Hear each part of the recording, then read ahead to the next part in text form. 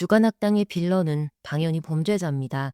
그런데 이번 이야기를 들으시면 범죄를 저지르지 않은 다른 등장인물에게도 크게 분노하실 수 있을 것 같은데요. 오늘의 환장 포인트는 거의 마지막 부분에 있으니까 구독과 좋아요 누르시고 끝까지 시청 바랍니다. 지금부터 나오는 모든 이름은 가명입니다. 2022년 11월 창원지방법원 통영지원 50대 남성 백상철과 40대 여성 이현숙이 서류를 작성하고 있습니다. 합의 이혼 신청서였는데요. 고아하니 부부인 두 사람이 이혼 절차를 밟으러 법원에 온 모양입니다. 이때 민원실에 또 다른 인물 40대 남성 김영식이 들어왔습니다. 김 씨는 다짜고짜 서류를 작성하던 두 남녀에게 달려가더니 화가 잔뜩 난 목소리로 말했습니다. 이혼 안 하겠다고 했잖아. 주변 사람들의 이목이 이들에게 집중된 가운데 김영식은 백상철을 노려보았습니다. 마치 넌 뭐야 하는 경계의 눈빛으로 말입니다. 이윽고 김 씨는 이현숙의 팔목을 잡아 끌고 민원실 밖으로 나가버렸습니다. 알고 보니 부부 사이는 백상철과 이현숙이 아니라 김영식과 이현숙이었습니다. 백 씨는 그저 지인인 이 씨의 이혼 신청서 작성을 도와주러 법원에 동행한 것뿐이었죠. 김 씨와 이 씨 부부는 결혼한 지 이제 고작 1년째였습니다. 중년에 한 결혼이긴 하지만 그래도 엄연히 신혼이니 이때쯤이면 한창 깨볶으면서 지낼 텐데요. 어찌된 영문인지 아내는 남편과의 이혼을 식을 올린 지 얼마 지나지 않았을 때부터 계획하고 있었습니다. 남편에게서 영 마음에 들지 않는 구석이라도 발견한 모양입니다. 부부는 집에 도착해서도 한참을 다퉜습니다. 김영식은 이혼은 절대로 안 된다고 하면서 애원도 해보고 설득도 해보고 버럭 화도 내봤지만 이현숙의 결심은 좀처럼 변하질 않았습니다. 그녀의 마음은 이미 남편에게서 훌쩍 떠나가 버린 것만 같았습니다. 한편 집으로 향하는 백상철은 누군가와 열심히 문자를 주고받고 있었습니다. 남편이랑 많이 싸웠어? 괜찮아, 걱정 안 해도 돼. 벌써 보고 싶다, 자기야. 얼른 집에서 나와. 대화 상대는 누굴까요? 말씀드리지 않아도 눈치채셨을 겁니다. 바로 이현숙입니다. 즉, 김영식의 아내인 이 씨의 마음이 남편이 아닌 다른 남자 백 씨에게로 가버린 것입니다. 백상철과 이현숙은 한 달 전인 2022년 10월에 처음 알게 됐습니다. 공통된 지인을 갖고 있던 터라 낯선 사이인데도 자연스럽게 어울려 술자리를 가졌습니다. 술이 한 잔 두 잔 들어가 취기가 얼큰하게 올랐을 때 이 씨는 백 씨에게 푸념을 하기 시작했습니다. 남편과 헤어지고 싶은데 이혼 도장을 찍어주지 않아 속상해 죽겠다고 말입니다. 그런 그녀에게 백 씨는 열심히 공감도 해주고 위로도 해줬습니다. 이현숙은 마음이 싱숭생숭해졌습니다. 맞은편에 앉아 자신의 이야기를 경청해주는 이 백상철이라는 남자에게 점점 스며들기 시작한 거죠. 하지만 아무리 이혼을 마음먹고 있다고 해도 이 씨는 아직 유부녀인 상태입니다. 그러니 백 씨를 향해 싹트는 마음을 일단은 싹둑 잘라버리는 게 올바른 대처일 텐데요. 아쉽게도 주간악당엔 올바른 사람이 잘 안 나옵니다. 이현숙과 백상철은 만난 지 얼마 지나지도 않아 만리장성을 쌓아버리고 말았습니다. 이 씨는 새로운 연인 백 씨에게 애정을 듬뿍 담아 말했습니다. 이혼하면 우리 바로 합치자. 조금만 기다려줘. 남편이라는 크나큰 장애물도 아랑곳 없이 서로를 향한 애틋한 마음을 키워가던 두 사람. 이현숙은 끝내 짐을 싸서 통영에 있는 부부가 함께 사는 아파트를 떠납니다. 그리고 내연남 백 씨의 곁으로 가는데요. 백상철은 본가가 경북 영천시에 있고 직장이 대구 북구에 있어서 대구에 원룸을 하나 얻어둔 상태였습니다. 집이 두 개인 셈이니 이쪽 저쪽을 오가며 생활했는데 가출한 이현숙은 백 씨 옆에 껌딱지처럼 붙어서 영천 갔다가 대구 갔다가 하며 룰루랄라 잘만 지냈습니다. 하지만 언제까지 이렇게 불안정한 관계로 있을 수만은 없었습니다. 이 씨는 본격적으로 이혼 준비에 나서기로 했고 백 씨와 함께 창원지방법원으로 가서 서류 작성을 시작했습니다. 바로 이때 남편 김 씨가 어떻게 알았는지 법원으로 찾아와 불륜남의 품에서 아내를 낚아채 통영에 있는 집으로 데리고 가버린 것입니다. 그런데 당장이라도 다시 집을 탈출해 내연남에게 달려갈 줄 알았던 이현숙은 의외로 또 남편과 사이좋게 잘 지냈습니다. 여느 부부처럼 마주 앉아 밥도 맛있게 먹었고 다정하게 외출도 했죠. 이제 이혼 결심을 철회라도 한 걸까요? 그렇지 않았습니다. 며칠 지나지 않아 남편과 또다시 크고 작은 충돌이 생기자 아내는 통영을 훌쩍 떠나 내연남이 기다리고 있는 대구로 갔습니다. 백상철은 떠났던 여자친구가 다시 돌아와 너무너무 기뻤습니다. 이번엔 절대 남편에게로 보내지 않을 거라고 굳은 각오를 다지면서 예전보다 더더욱 그녀에게 잘해줬습니다. 백 씨의 사랑에 이현숙은 큰 만족감을 느꼈습니다. 싸운 남편이랑은 말도 섞고 싶지 않았습니다. 하지만 걸려오는 전화를 받지 않을 수는 없죠. 얼른 이혼 도장 찍어달라고 조르기라도 하려면 연락을 아예 끊어서는 안 되기 때문입니다. 이혼 연부를 외는 아내와 도저히 말이 통하지 않자 남편 김영식은 이번엔 상간남 백 씨와 직접 이야기를 해보기로 했습니다. 그는 이미 아내의 휴대폰에서 남자의 전화번호를 슬쩍 해놓은 상태였습니다. 큰맘 먹고 백 씨에게 전화를 건 김 씨는 내연 관계를 정리하고 아내를 집으로 돌려보내줄 것을 요구했지만 상대가 아이고 잘 알겠습니다 할 리가 없습니다. 백상철은 당신 와이프는 애저녁에 마음이 떴으니 얼른 이혼이나 하시고 발이나 빼시라고 오히려 기세 등등하게 나왔습니다. 상간남 주제에 뻔뻔하게 명령질이니 남편 김 씨가 얼마나 화가 치밀었을까요? 결국 두 남자의 전화통화는 육두문자로 점철이 돼 버렸습니다. 그럼에도 불구하고 김영식은 아내를 돌려보내라는 전화를 이후에도 수차례 백상철에게 걸었습니다. 그는 아내 이현숙을 너무도 사랑했습니다. 절대 이런 방식으로 헤어질 수는 없었습니다. 그렇다면 이현숙은 정말로 남편에게서 완전히 정남이가 떨어졌던 걸까요? 그렇지도 않아 보입니다. 이 여자는 남편과 전화통화를 하다가 기분이 좀 좋아졌다 싶으면 내연남의 집에서 짐을 싸서 다시 통영의 아파트로 돌아갔습니다. 그렇게 며칠을 남편이랑 잘 지내다 또 수틀리면 짐을 싸서 내연남의 집으로 갔습니다. 그럼 백 씨가 기다리고 있다가 그녀를 받아주었습니다. 이현숙은 과연 누구를 사랑하는 걸까요? 두 남자를 다 사랑하는 걸까요? 대체 어떤 매력의 소유자이기에 남편 김 씨도 불륜남 백 씨도 지조라고는 요만큼도 없는 이 여자를 두 팔 벌려 환영했던 건지 판결문을 읽으면서 참 궁금해지더라고요. 세상은 정말로 요지경입니다. 이 마성의 판무파탈이 이렇게 통영과 대구를 왔다 갔다 하면서 지낸 게 2022년 11월부터 2023년 5월까지 무려 6개월이었습니다. 남편과 결혼한 지 1년 6개월이 됐는데 그중 6개월을 두 집 살림을 한 겁니다. 어지러질한데요. 2023년 5월 3일이었습니다. 이때 이현숙은 통영에서 남편 김 씨와 함께 지내고 있었는데 내연남 백 씨가 불쑥 통영으로 건너왔습니다. 이 씨를 대구로 데려갈 요량이었던 겁니다. 이현숙과 백상철은 통영 시내에 있는 식당에서 술을 마시며 이야기를 나눴습니다. 마냥 하하호호 웃을 상황은 또 아니죠. 결국 이혼 문제로 남편 문제로 두 사람 사이에 말싸움이 시작됐는데요.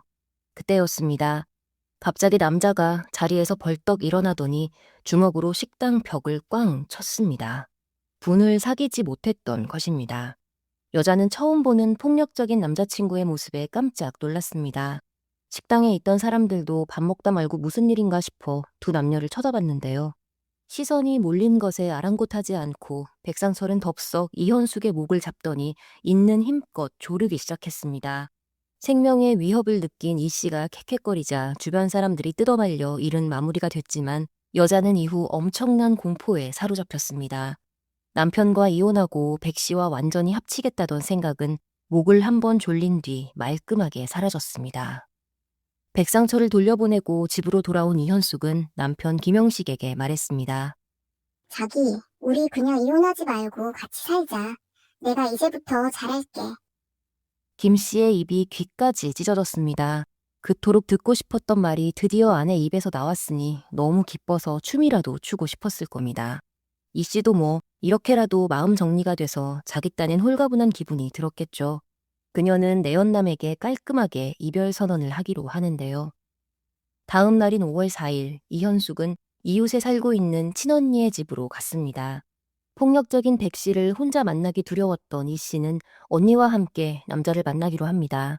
곧이어 친언니의 집 주차장에 백상철이 도착했는데요. 술을 잔뜩 마시고 취한 상태였습니다.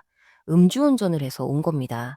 이 무대포 같은 남자를 향해 이현숙은 공포를 꾹 참고 말했습니다. 나 남편이랑 잘 살아보기로 했어. 그러니까 우리 이제 그만 만나.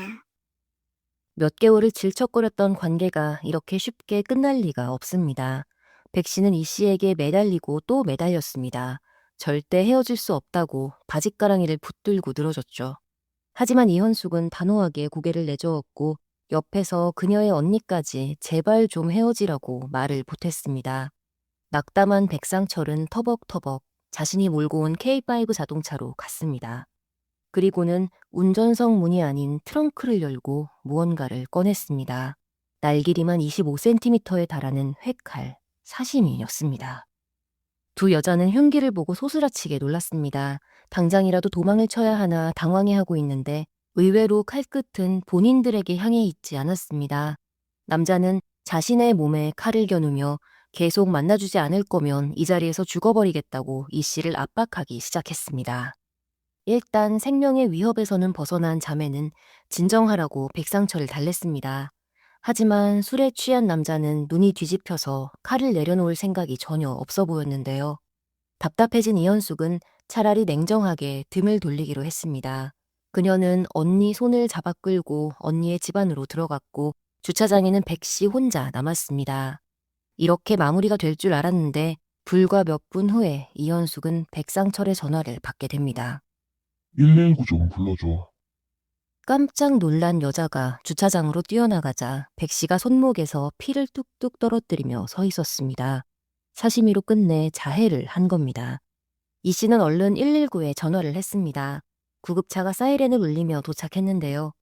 응급대원들이 백 씨를 구급차에 태우려 하자 갑자기 백 씨가 안 타겠다고 버둥거렸습니다. 자기가 불러달라고 해놓고 무슨 변덕인 건지 결국 119 대원들은 그냥 소방서로 복귀했습니다. 여기저기 민폐만 잔뜩 끼친 남자는 술에 취한 데다 손목까지 다친 채로 또 음주운전을 해서 자신의 집인 대구로 돌아갔습니다. 내연남에게 있는 정 없는 정 죄다 떨어진 이현숙은 백상철의 전화번호를 칼같이 수신 차단해버렸습니다. 집에 도착한 백 씨는 끝도 없이 이 씨에게 전화를 걸었습니다. 하지만 전혀 연결이 되질 않았죠. 그는 이현숙이 자기 번호를 차단했을 거라고는 생각도 못하고 남편에게 붙잡혀서 전화를 받지 못한다고만 생각했습니다. 그래서 이번엔 이 씨의 남편 김영식에게 전화를 걸었습니다. 그런데 이 김 씨도 자신의 전화를 받지 않는 겁니다. 백 씨는 화가 머리끝까지 치밀어 올랐습니다. 이 분노를 어떻게든 풀지 않으면 살아갈 수가 없을 것 같았습니다. 날이 바뀌어 5월 5일 저녁 5시경 백상철은 영천에 있는 고향 선배가 운영하는 횟집에 갑니다. 어제 그 난동을 부릴 때 쓴 사심이 그 흉기의 출처가 바로 이 횟집이었는데요. 여기서 좀 어처구니 없는 사실이 두 가지 있습니다. 첫째, 백 씨는 사시미를 선배에게 빌린 것도 아니고 몰래 훔쳤습니다. 식당을 운영하는 친한 형에게서 그의 생계수단인 주방칼을 훔치는 건 대체 뭔 심보인가 싶습니다. 둘째, 이 칼을 훔친 게 며칠 전이 아닙니다. 2023년 1월, 그러니까 자해쇼를 벌이기 무려 5달 전에 훔쳤습니다. 이때는 가출한 이현숙과 달달하게 연애를 하던 시기였습니다. 그런데 왜 뜬금없이 사시미를 훔쳐서 자신의 자동차 트렁크에 실어뒀던 걸까요? 그걸로 대체 뭘 할 생각이었던 걸까요? 여하튼 백상철은 횟집에 가서 선배의 핸드폰을 빌려 김영식에게 전화를 걸었습니다. 자기 전화번호로 걸면 또 안 받을 게 뻔하니 꼼수를 쓴 겁니다. 예상대로 김 씨는 모르는 번호로 걸려온 전화를 덥석 받았습니다. 백 씨는 다짜고짜 너 지금 현숙이랑 같이 있느냐고, 왜 현숙이 전화 못 받게 하느냐고 소리소리를 질렀습니다. 김 씨는 기가 막히죠. 누가 남편이고 누가 상간남인지 알 수가 없습니다. 할 말이 욕밖에 없는 게 당연하니 김영식은 백상철에게 욕설을 내뱉었고 이에 백상철은 모가지를 따버리겠다는 무시무시한 말을 남겼습니다. 이 말이 과연 단순한 욕지거리에 불과했는지 끝까지 사건을 지켜보시기 바랍니다. 김 씨와의 통화가 끝나고 백 씨는 또다시 이현숙에게 전화를 걸었습니다. 저녁 5시 5분부터 5시 17분까지 무려 12번이나 통화를 시도했다고 합니다. 이쯤 되면 오기인 거죠. 열받은 백상철은 식당 사장인 선배와 연곡 후 술을 들이켭니다. 2시간 이상을 마셨으니 음주량이 꽤 됐겠죠. 저녁 7시 40분, 백 씨는 불쑥 술자리에서 일어납니다. 그리고는 취한 상태로 자신의 자동차에 올라타고 어디론가 급하게 달립니다. 김영식, 이현숙 부부가 사는 통영의 아파트였습니다. 밤 9시 30분경 목적지에 도착했을 때 백상철은 무슨 수를 써서라도 이현숙을 되찾겠다 마음먹었습니다. 그는 자동차 뒷좌석에 대충 던져둔 자해 난동 때 썼던 사시미를 집어들었습니다. 그리고는 엘리베이터를 타고 부부의 집까지 올라갔습니다. 현관문 앞에서 초인종을 누르자 안에서 누구세요 하는 이현숙의 목소리가 들렸습니다. 이때 인터폰부터 봤으면 참 좋았을 텐데 이 씨는 그만 누구세요 하는 동시에 현관문을 열고 말았습니다. 회칼을 든 백상철은 이현숙을 지나쳐 거실에 있는 김영식에게 곧바로 다가갔습니다. 그리고는 무려 9차례에 걸쳐 복부, 가슴, 옆구리, 팔 가릴 것 없이 마구잡이로 찔렀습니다. 가슴에 박힌 칼날은 갈비뼈 틈을 뚫고 들어가 김 씨의 폐, 심장막, 대정맥을 손상시킨 뒤 몸을 뚫고 나왔습니다. 있는 힘을 다해 공격한 바람에 칼이 아예 관통이 되어버린 것입니다. 옆에서 이 광경을 보며 소리소리를 지르던 이현숙은 112에 신고 전화를 걸어 살려달라고 다짜고짜 매달렸습니다. 백상철은 김 씨에 대한 공격을 멈추고 이번엔 이현숙에게 다가가 이야기 좀 하자면서 그녀의 팔을 잡아 끌었습니다. 계단 난간까지 붙잡고 죽을 힘을 다해 버텨보았으나 끝내 주차장까지 내려가고야 말았습니다. 이 모든 일은 불과 2분 30초 만에 벌어졌습니다. 백 씨는 이 씨를 자동차 조수석에 강제로 태웠습니다. 그리고는 운전석에 타야 하는데 이때 이 씨가 혹시 차 밖으로 도망칠까봐 실내에서 조수석 위를 넘어서 운전석에 앉는 치밀함까지 보였습니다. 전화기 너머로 비명이 다 들어갔기 때문에 경찰이 출동할 것은 불보듯 뻔했습니다. 백상철은 미친 듯이 차를 몰아 도주를 시작했는데 이 와중에 경찰에게 추적당할 것을 피하기 위해 자신의 휴대폰과 이현숙의 휴대폰을 창밖으로 휙 던져버렸습니다. 이 씨는 겁에 질려서 제발 집으로 보내달라고 애원했습니다. 하지만 여자한테 미쳐서 사람까지 죽인 백 씨가 그 말을 들어줄 리가 없겠죠. 이윽고 경북 영천에 도착했을 때 백상철은 아무데나 대충 차를 세우고 이현숙을 데리고 내렸습니다. 시간은 자정을 넘어 5월 6일 0시 50분. 두 사람은 택시를 타고 영천역으로 향했는데요. 두 사람은 영천역에 있는 편의점으로 들어갔습니다. 백상철은 태연하게 술과 안주를 골랐는데요. 근처 모텔로 들어가 술을 마시며 이현숙과 이야기를 나눌 요량이었던 겁니다. 방금 사랑을 사시미로 찔러 죽인 사람이 어떻게 이렇게 아무렇지 않을 수 있을까요? 이현숙은 이번엔 편의점 유리문을 붙들고 절대 끌려가지 않겠다고 이를 악물었습니다. 하지만 이번에도 역시 남자를 이길 수가 없어 결국 얻어맞다시피 하며 또 강제로 모텔까지 들어갔습니다. 그녀는 제발 통영으로 보내달라고 내가 가야 사건을 수습할 거 아니냐고 읍소했습니다. 그러나 백상철은 아랑곳하지 않았습니다. 이 씨는 감금된 상태로 남자와 모텔방에서 단 둘이 있어야 했습니다. 한편 백상철이 이현숙을 데리고 도주한 사이 신고를 받은 통영경찰은 부부의 아파트로 출동했습니다. 김영식의 가슴에는 회칼이 꽂혀 있었습니다. 이걸 함부로 건드렸다간 더 큰 일이 발생할 수도 있기 때문에 김 씨는 가슴에 칼이 꽂힌 그대로 병원으로 옮겨져야만 했습니다. 그는 칼날에 의해 내부 장기가 심각하게 손상되어 끝내 병원에서 사망했습니다. 김영식을 살해한 자가 이현숙의 내연남인 백상철이라는 것은 경찰이 조금만 조사를 해보면 금세 알 수 있는 사실이었습니다. 거기다 백 씨가 이 씨를 강제로 끌고 가는 모습이 아파트 방범 카메라에 다 찍혀 있었기 때문에 이현숙의 안전을 위해서라도 촌각을 다투어 범인을 잡아야 했습니다. 이때 모텔에 갇힌 이현숙은 백상철을 설득하고 또 설득하고 있었습니다. 여기에 있어봐야 경찰들이 찾아오는 건 시간 문제다. 차라리 밖으로 나가자 하면서 어떻게든 밀 씨를 벗어나려고 안간힘을 썼습니다. 이에 설득이라도 됐는지 백상철은 새벽 1시 45분 이현숙과 함께 밖으로 나와 길거리를 배회합니다. 그러다 약 3시간 후 이미 경상도 전역에 수배가 내려져 있던 남자는 경찰에 의해 검거가 되었습니다. 이현숙은 죽지도 다치지도 않았습니다. 경남 전남 통영경찰서는 내연녀의 남편을 흉기로 찔러 살해한 혐의로 50대 A씨를 붙잡아 구속영장을 신청했습니다. A씨는 어제 저녁 9시 반쯤 통영시 용남면에서 자신과 내연 관계에 있던 남자의 범행 동기며 범행 수법은 너무도 단편적이라서 더 알아보고 말고 할 것도 없었습니다. 하지만 남자의 전적을 조회해본 경찰은 놀라서 입을 쩍 벌리고 마는데요. 전과자였던 겁니다. 그것도 무려 10범입니다. 대부분 폭행으로 처벌을 받았는데 가장 눈에 띄는 혐의가 하나 있었습니다. 바로 살인이었습니다. 2010년 9월 백상철은 평소 앙심을 품고 있던 지인을 미리 준비한 식칼로 가슴 부위를 마구 찔러 살해했습니다. 그는 이 범행으로 징역 11년을 선고받았는데요. 사람을 작정하고 죽였는데 징역 11년이라니 헛웃음이 나올 지경이지만 그나마도 가석방이 돼서 11년도 다 안 살고 2020년에 출소를 했습니다. 그렇게 아무렇지 않게 사회로 기어나온 살인 전과자가 과거와 똑같은 수법으로 칼로 가슴을 찔러 사람을 죽인 겁니다. 법마저 개똥으로 아는 전과 10범이 도덕이나 윤리의식 같은 게 있을 리가 없습니다. 그러니 상간남 주제에 그렇게 뻔뻔하게 나올 수 있었겠죠. 돌아가신 분만 너무도 억울한 상황인데요. 백상철은 재판에 넘겨졌습니다. 혐의는 김영식 살인, 이현숙 감금, 그리고 횟집 선배의 칼 절도 이렇게 3가지였습니다. 우리나라는 출소한 후 3년 이내에 또 범행을 하면 정신 못 차린 상습범으로 간주돼 최대 2배까지 형량이 가중됩니다. 백 씨 역시 이 누범 기간에 범죄를 저질러 가중처벌을 받게 됐죠.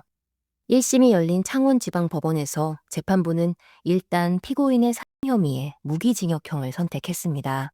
그리고 누범 기간 범죄에 대한 가중처벌을 모두 포함해서 최종 무기징역형을 확정했습니다. 창원지법 통영지원 형사 1부는 내연녀의 남편을 살해한 혐의로 기소된 50대 A씨에게 무기징역을 선고했습니다. A씨는 지난 5월 통영시의 한 아파트에서 내연녀가 남편과 이혼하지 않는다는 이유로 무기징역에 가중이 돼서 무기징역이 됐다는 게 참 여러 가지 의미로 재밌습니다. 이현숙 감금 혐의와 회칼 절도 혐의는 형이 주어진다고 해도 사실상 의미가 없기는 한데요. 횟집 선배야 처벌을 원치 않는다고 해도 뭐 알겠습니다. 그런데 문제는 이현숙입니다. 그녀는 남편을 죽이고 자신을 납치하다시피 끌고 다녔던 백상철이 감금으로 가중처벌 받는 일은 없게 해달라고 재판부에 의사를 밝혔습니다. 한때 뜨겁게 사랑했던 사이라서 연민이라도 느낀 걸까요? 문제는 환장 포인트가 여기가 아니라는 사실입니다. 검찰 측과 변호 측 모두 항소를 해서 부산 고등법원에서 2심이 열렸습니다. 여기서 정말 어이없는 일이 벌어지는데요. 이현숙이 재판부에 피고인 백상철을 용서했다고 의견을 전달한 겁니다. 여러분 잊지 않으셨죠? 이현숙은 살해당한 김영식의 아내입니다. 즉 피해자의 유가족인 거죠. 잘 아시겠지만 유가족이 합의를 했든 뭘 했든 간에 어쨌든 피고인의 선처를 바란다고 하면 재판부는 이 의사를 형량에 반영하지 않을 수가 없습니다. 그래서 고등법원은 어떤 판결을 내렸을까요? 설마 무기형에서 유기형으로 감형이라도 했을까요? 이현숙이 백상철을 용서했다는 소식이 전해지자 사망한 김영식의 다른 유가족들은 분노의 치를 떨었습니다. 당연합니다. 바람을 피우다 결국 이 사달을 내버린 여자가 용서 안에 뭐네 하고 자빠져 있는데 유가족이 폭발하지 않고 배길 리가 없습니다. 그래서 김영식의 형이 총대를 메고 재판부에 강력하게 어필을 했습니다. 우리 유가족들은 결코 피고인을 용서한 적 없고 엄벌을 탄원하고 있다고 말입니다. 이에 부산 고등법원은 김 씨와의 혼인기간 중 무려 3분의 1인 6개월을 바람피우다 사건의 원인을 제공한 이현숙은 피고인을 용서할 지위에 있는 자가 아니라고 분명하게 못을 박았습니다. 다시 말해 너님은 일단 법적으로는 아내라고 하지만 용서하고 말고 떠들 자격은 없으므로 네 의사는 형량에 반영하지 않겠다 이런 뜻입니다. 이 너무도 보편타당한 판단을 굳이 법정에서 시간을 들여 논하게끔 만든 우리 이현숙 씨 정말 대단하신 분 같습니다. 남편분한테 미안한 마음이 요만큼이라도 있다면 감히 유가족으로서 용서하겠다라는 말을 입에 담을 수 있었을까요? 저 개인적으로는 이 여성에게서 참 오싹하다는 느낌을 받았는데 여러분은 어떻게 생각하시는지 궁금합니다. 고등법원은 1심 판결인 무기징역형을 지지했고 이는 확정이 되어 백상철은 현재 복역 중입니다. 참고로 백 씨인 건 맞지만 이름은 공개가 되지 않았습니다. 백상철을 비롯해 등장인물의 가명은 국민 리얼리티쇼 나는 솔로에서 따왔으니 동명분들의 너그러운 이해를 부탁드립니다. 이현숙이 남자가 살인 전과자라는 사실을 알면서도 내연관계를 가진 건 아니겠죠. 이렇듯 오늘 나와 웃기시 스친 사람이 과거에 어떤 끔찍한 일을 저지른 자인지 우리는 알 방법이 없습니다. 이래서 사람 보는 눈이라는 게 참 중요한 것 같은데요. 우리 주간학당 구독자님들은 꼭 좋은 사람만 만나시고 좋은 사람만 사귀시기를 진심으로 기원하겠습니다. 돌아가신 분의 명복을 빌며 오늘 이야기 마무리합니다. 채널에 오시면 더 많은 사건 사고 콘텐츠를 만나실 수 있습니다. 구독과 좋아요, 알림 설정으로 따뜻한 응원도 부탁드립니다. 시청해주신 여러분 고맙습니다.